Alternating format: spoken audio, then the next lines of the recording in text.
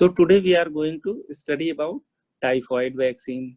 जहां तक typhoid vaccine की बात किया जाए तो नॉर्मली इसको 2 इयर्स या बियॉन्ड देते हैं, लेकिन जैसा कि हम लोगों ने पहले डिस्कस किया था, कुछ वैक्सीन्स के जो एंटीजेनिक कंपोनेंट होते हैं वो पॉलीसैकेराइड होते हैं।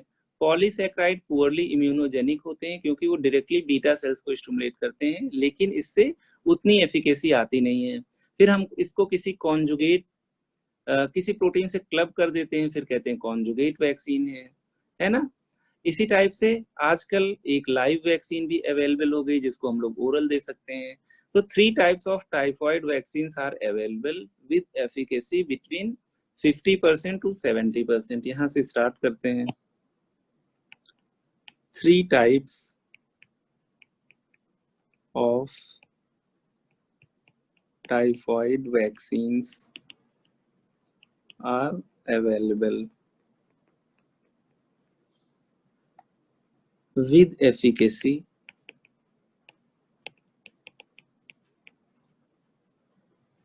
varying between 50 to 70%। इतना भी ठीक है। जैसे मान लीजिए आपको एक बार मीजल्स हो गया, एक बार चिकन पॉक्स हो गया, तो एक्चुअली क्या होता है, लाइफ लॉन्ग इम्यूनिटी हो जाती है अगर किसी को नेचुरल डिसीज हो गई है। लेकिन टाइफॉइड की बात किया जाए तो कितनी भी बार टाइफॉइड हो सकता है आपको, ठीक है। अगर आपने वैक्सीन लगवाया है तो ये मान लिया जाता है 3 साल तक आप प्रोटेक्टेड हो। उसके बाद आपको जो पॉलीसैकेराइड वैक्सीन है उसको एवरी 3rd ईयर रिपीट करा लेनी होती है। लिख लीजिए, there is no lifelong immunity even if patient has suffered from typhoid.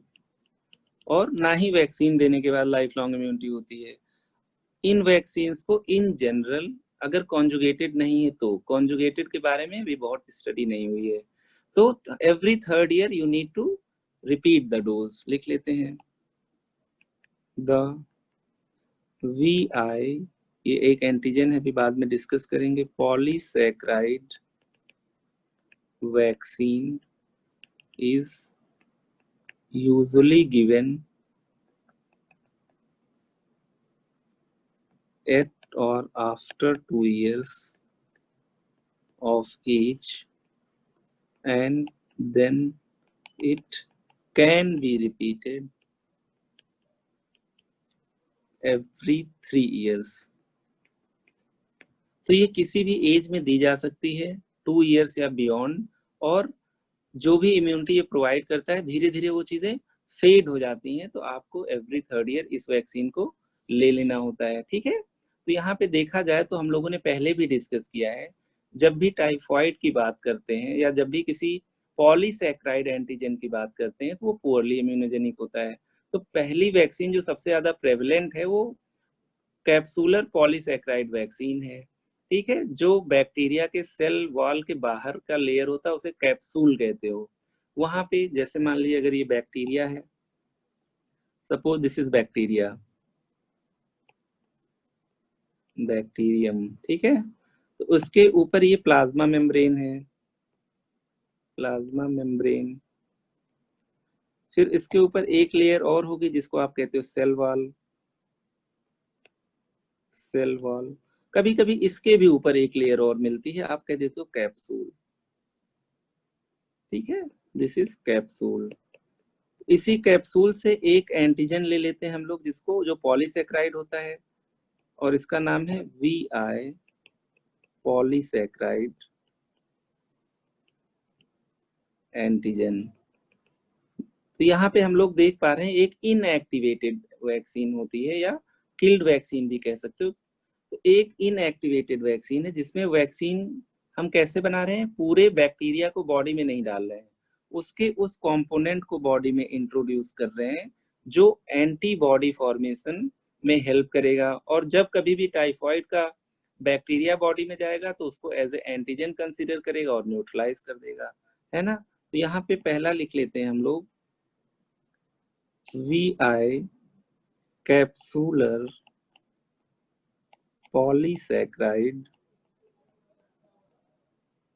Vaccine, ठीक है, VI पॉलीसैकेराइड वैक्सीन। तो यहाँ पे अगर बात किया जाए तो ये एक कंपोनेंट यूज कर रहे हैं हम लोग, तो एक तरह इनएक्टिवेटेड वैक्सीन है जिसमें हम लोग एक कोई कैप्सूल का कंपोनेंट ले रहे हैं। डिसएडवांटेज क्या है कि पॉलीसैकेराइड है, जितने भी पॉलीसैकेराइड्स होते हैं वो बहुत पुअरली इम्यूनोजेनिक होते हैं। जो प्रोटीन एंटीजेंस होते हैं वो बेटर इम्यूनोजेनिसिटी रखते हैं, इसलिए ज्यादातर वैक्सीन अगर पॉलीसैकेराइड है तो हम उसे किसी प्रोटीन से कंजुगेट कर देते हैं ताकि बेटर एंटीबॉडी प्रोडक्शन हो बॉडी में। देख लेते हैं, जैसे अगर कोई पॉलीसैकेराइड एंटीजन होता है, हम लोग पहले भी पढ़ चुके हैं पॉलीसैकेराइड एंटीजन, तो ये बॉडी में जो स्टिमुलेट करेगा बी सेल्स को, मतलब जो एंटीबॉडी बनाती हैं और एंटीबॉडी बन जाएगी। लेकिन इसकी जो एफिकेसी होती है, एंटीजन एंटीबॉडी प्रोडक्शन होता है, ये बहुत ज्यादा नहीं होता और कोई मेमोरी सेल्स नहीं होते हैं, तो लॉन्ग लास्टिंग नहीं होता है। लिख लीजिए लेस इफिकेसियस। लेकिन अगर पॉलीसैकेराइड एंटीजन के साथ हम लोगों ने एक प्रोटीन क्लब कर दिया, प्रोटीन या टॉक्सिन मान लीजिए, टॉक्सिन भी प्रोटीन होते हैं, और प्लस पॉलीसैकेराइड एंटीजन, अब इन दोनों को बॉडी में हमने इनोकुलेट किया तो ये टी सेल को स्टिमुलेट करेंगे, टी सेल अब आपके बी सेल को स्टिमुलेट करेंगे, अब एंटीबॉडीज बनेंगी, अब ये एंटीबॉडीज ज्यादा अमाउंट में बनेंगी, ठीक है, मोर इन अमाउंट। अब एफिकेसी इंक्रीजेस, एफिकेसी इंक्रीजेस। तो यहाँ पे जो आपका पॉलीसैकेराइड वैक्सीन की बात कर रहे हैं, यहाँ पे कहीं पे हमने कॉन्जुगेट टर्म का यूज नहीं किया है, ये आपकी कॉन्जुगेट वैक्सीन हो गया क्योंकि हमने इसे क्लब कर दिया है, कॉन्जुगेट वैक्सीन। यहाँ पे हमने किसी प्रोटीन से उसको कॉन्जुगेट कर दिया है ना। तो देखा जाए तो यहाँ पे हम लोग जो नॉर्मली यूज करते हैं वैक्सीन वो VI antigen capsular polysaccharide vaccine है। आप समझ भी पा रहे होंगे कि ये एक कंपोनेंट वैक्सीन है, तो ये लाइव वैक्सीन नहीं हुई है ना, तो इसका मतलब ये इम्यूनो कॉम्प्रोमाइज में दी जा सकती है। आगे हम लोग पढ़ेंगे लाइव वैक्सीन भी इसकी अवेलेबल है और वो ओरल देते हैं, उसको हम लोग किसी भी कंडीशन में इम्यूनो कॉम्प्रोमाइज को नहीं देंगे। तो यहाँ पे अगर VI पॉलीसैकेराइड वैक्सीन की बात किया जाए तो वो ये है, यहाँ पे हम लोगों ने VI एंटीजन का यूज किया है जिससे बॉडी में एंटीबॉडी बनी है, लेकिन एंटीबॉडी बहुत ज्यादा नहीं बनी है, इसलिए इसकी एफिकेसी जो होगी वो 50% ही होगी। लिख लेते हैं, efficacy is only 50% because polysaccharides मतलब carbohydrates, polysaccharides are poorly antigenic, poorly antigenic, है ना। अगर इसको हम लोग क्लब कर देंगे या कॉन्जुगेट कर देंगे किसी टॉक्सिन से तो इसकी एफिकेसी बढ़ जाएगी, है ना। इस वैक्सीन की बात किया जाए तो इसी की बात हम लोग जनरली करते हैं, it can be given at 2 years and beyond, मतलब हम लोगों को भी ये लग सकती है, और अगर 3 साल हो गए हैं तो रिपीट कर सकते हैं, एंड कैन बी या should be repeated every 3 years, ठीक है। तो कुल मिला के देखा जाए तो बहुत लॉन्ग लास्टिंग इम्पैक्ट भी नहीं है। तो यहाँ पे जो VI पॉलीसैकेराइड हम लोग इंट्रोड्यूस करते हैं, यहाँ 50 to 75% कुछ लोग कहते हैं एफिकेसी है। VI पॉलीसैकेराइड जो हम लोग इंट्रोड्यूस करते हैं उसका अमाउंट कितना होता है, उसका अमाउंट होता है 25 microgram, 25 microgram of VI polysaccharide antigen is usually used,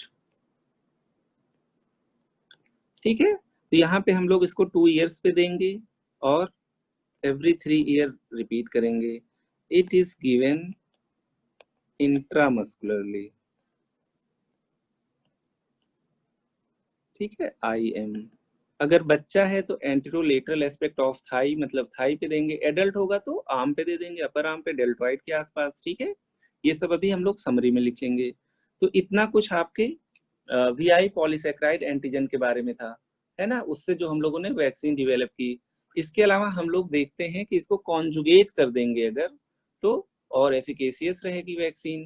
यहाँ पे जो आपके मार्केट में अवेलेबल है वैक्सीन, मार्केट में ये है टाइफियम, टाइफिम VI या टाइप बार, अभी डायग्राम भी दिखा दिया जाएगा, टाइप बार, ठीक है।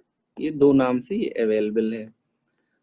अब आप लोग नेक्स्ट वैक्सीन देख लीजिए, कॉन्जुगेट पॉलीसैकेराइड वैक्सीन, जिसकी हम लोगों ने ऊपर बात किया है, कॉन्जुगेट VI पॉलीसैकेराइड वैक्सीन। कुछ भी नया नहीं है, नथिंग न्यू। यहाँ पे जो आपका VI पॉलीसैकेराइड है उसके साथ हमने एक प्रोटीन या टॉक्सिन क्लब कर दिया। Toxin usually diphtheria toxin use करते हैं,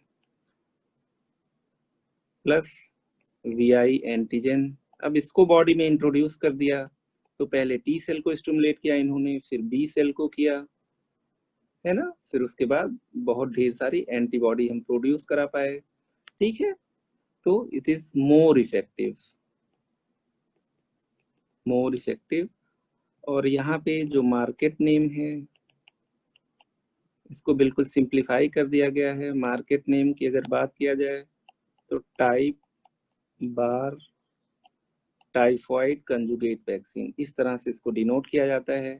और it can be given as early as 6 months, लिख लीजिए, it can be given as early as 6 months, ठीक है। और ये भी किसी भी एज में दिया जा सकता है। तो टाइफॉइड कॉन्जुगेट वैक्सीन की बात किया गया, तो यहाँ पे हमने इसको किसी प्रोटीन या किसी टॉक्सिन से क्लब कर दिया ताकि इम्यूनोजेनिसिटी या जो एंटीबॉडी प्रोडक्शन है, जो हमारा एम है, वो और ज्यादा होने लगे, है ना। मार्केट नेम टाइप बार ही है, लेकिन यहाँ पे लिख दिया जाता है टाइप बार कॉन्जुगेट वैक्सीन। सिंपल केवल पॉलीसैकेराइड नहीं है, इसके पास एक प्रोटीन कंपोनेंट भी है जो कि अक्सर डिप्थीरिया टॉक्सिन होता है, ठीक है। एक वैक्सीन और बन गई है, अभी इंडिया में अवेलेबल नहीं है, oral typhoid vaccine, third oral typhoid vaccine. ये आपका लाइव वैक्सीन है। अभी तक जो भी हम लोगों ने बात किया तो वहां पे कोई कंपोनेंट यूज कर रहे थे, है ना।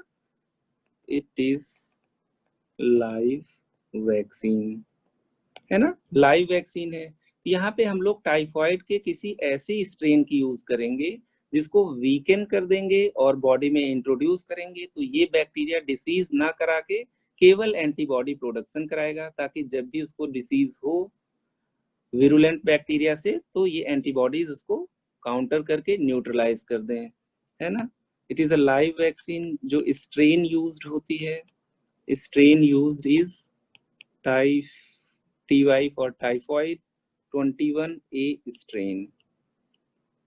काफी इजी है और इसी पे इसका नाम भी है, ठीक है, टाइफॉइड 21A वैक्सीन। मार्केट में भी इसी तरह से मार्केटाइज किया जाता है।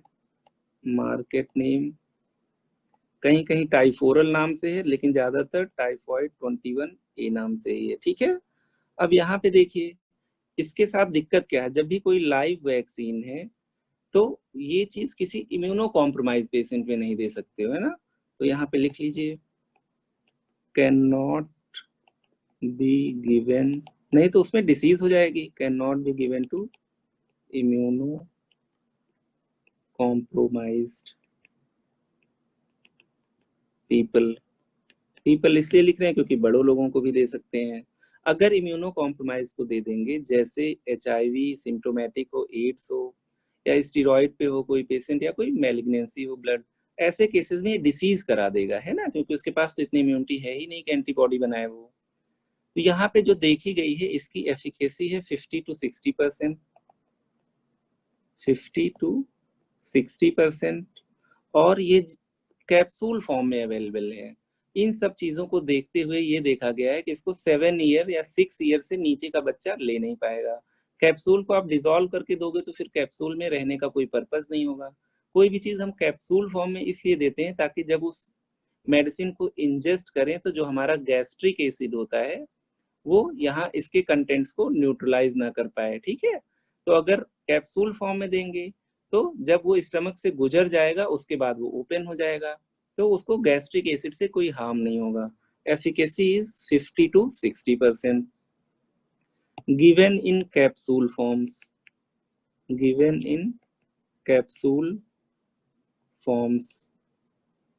कैप्सूल फॉर्म्स की बात किया जाए तो हमें प्राइमरी 3 डोजेस देने होते हैं on alternate day. 3 primary doses are given on alternate days, alternate days, usually given in after 6 years or more, usually given to children 6 years or elder। ठीक है, तो हम लोगों ने 3 वैक्सीन पढ़ लिया है और यहाँ पे अब देख लेते हैं। अच्छा, इसको भी should be repeated every 3 years, repeated every 3 years। तो हम लोग देख रहे हैं कि जितना भी हम लोग कॉम्प्लिकेट कर रहे हैं, लाइव यूज कर रहे हैं, कॉन्जुगेट वैक्सीन यूज कर रहे हैं, ऐसा बहुत एक्सपोनेंशियल बेनिफिट नहीं हो पा रहा है। तो ज्यादातर जो यूज हो रही है वो टाइप बार सिंपल वाली यूज हो रही है, अगर अवेलेबल है तो कॉन्जुगेट यूज कर ले रहे हैं। अभी तक इंडिया में ओरल टाइफाइड वैक्सीन या कैप्सूल या लाइव वैक्सीन अवेलेबल नहीं है। चलिए एक बार फिर से देख लेते हैं। 3 वैक्सीन हम लोगों ने देखी। सबसे पहली वैक्सीन हम लोगों ने देख ली आपकी VI पॉलीसैकेराइड वैक्सीन। इसको हमने कॉन्जुगेट नहीं किया तो ये कम इम्यूनोजेनिक थी और इसकी वजह से एफिकेसी भी आपकी अप्रोक्सीमेटली 50% है और 2 ईयर्स पे देंगे, उसके बाद हर 3 ईयर पे इसको रिपीट करनी पड़ेगी। 25 माइक्रोग्राम VI पॉलीसैकेराइड इसके अंदर होगा पर डोज में। इंट्रामस्कुलर देंगे, टाइफियम VI या टाइप बार नाम से मिल सकती है आपको। उसके बाद हमने इसी पॉलीसैकेराइड को किसी प्रोटीन, एंटीजन या टॉक्सिन से क्लब कर दिया ताकि ज्यादा एंटीबॉडी प्रोडक्शन हो, तो ये ज्यादा इफेक्टिव होती है। इसको और जल्दी भी दिया जा सकता है, एज अर्ली एज 6 मंथ। नाम है इसका टाइप बार TCV, और भी मार्केट नेम हो सकते हैं। ओरल टाइफाइड वैक्सीन की बात किया जाए तो ये एक लाइव वैक्सीन है। एडवांटेज यही होता है वैक्सीन देने के 7 डेज के बाद ही इम्यूनिटी आ जाती है। ये आपका टाइफाइड 21A स्ट्रेन यूज होता है, मार्केट नेम भी इसका यही है। और can not be given to immunocompromise क्योंकि उसमें डिसीज हो जाएगी। एफिकेसी बहुत ज़्यादा नहीं है लेकिन जल्दी इम्यूनिटी डेवलप हो जाती है। कैप्सूल फॉर्म में होता है, 6 ईयर या इससे ज़्यादा में देते हैं। इसको भी हमें रिपीट करना पड़ता है एवरी 3 ईयर्स, है ना। तो अगर यहाँ पे एक छोटी सी समरी लिखी जाए तो हम लोग कंसंट्रेट करेंगे VI पॉलीसैकेराइड वैक्सीन पे, सैकेराइड वैक्सीन पे, जिसको हम लोग टाइफियम नाम से ऊपर देखे थे, है ना। यहाँ पे अगर डोज की बात किया जाए तो 0.5 ml, ठीक है। इंट्रामस्कुलर, सबक्यूटेनियस भी दे सकते हैं but intramuscular is preferred. Site की भी बात किया जाए कहाँ पे लगाओगे, तो अगर चाइल्ड होगा तो आप कहाँ पे दोगे, anterolateral aspect of thigh, anterolateral aspect of thigh. और अगर एडल्ट को देना है तो अपर आर्म पे दे दीजिए, अपर आर्म, जैसे हम लोग सारी वैक्सीन को दे रहे थे ऐसे ही देना है, ठीक है। अब देख लीजिए इसका जो शेड्यूल है जो सबसे ज्यादा यूज होता है, फर्स्ट डोज दे दीजिए एट 2 ईयर्स, है ना। उसके बाद डोज को आपको रिपीट करना है every 3 years, dose to be repeated every 3 years. कोई भी इस वैक्सीन को लगवा सकता है, ठीक है, एक ही डोज लगाने की जरूरत है। लिख लीजिए कैचअप, मान लीजिए पहले कभी नहीं लगा है लेकिन लाइफ लॉन्ग इम्यूनिटी नहीं तो आपको 3 ईयर्स पे रिपीट करानी पड़ेगी catch up. Any age beyond 2 years, single dose, ठीक है। कुछ खास इसके साइड इफेक्ट्स नहीं है। तो यहाँ पे हम लोगों ने देख लिया है कि इतनी सारी वैक्सीन अवेलेबल हैं जिसमें सबसे ज्यादा कॉमनली पॉलीसैकेराइड वैक्सीन यूज करते हैं। अब आप लोग डायग्राम देख लीजिए।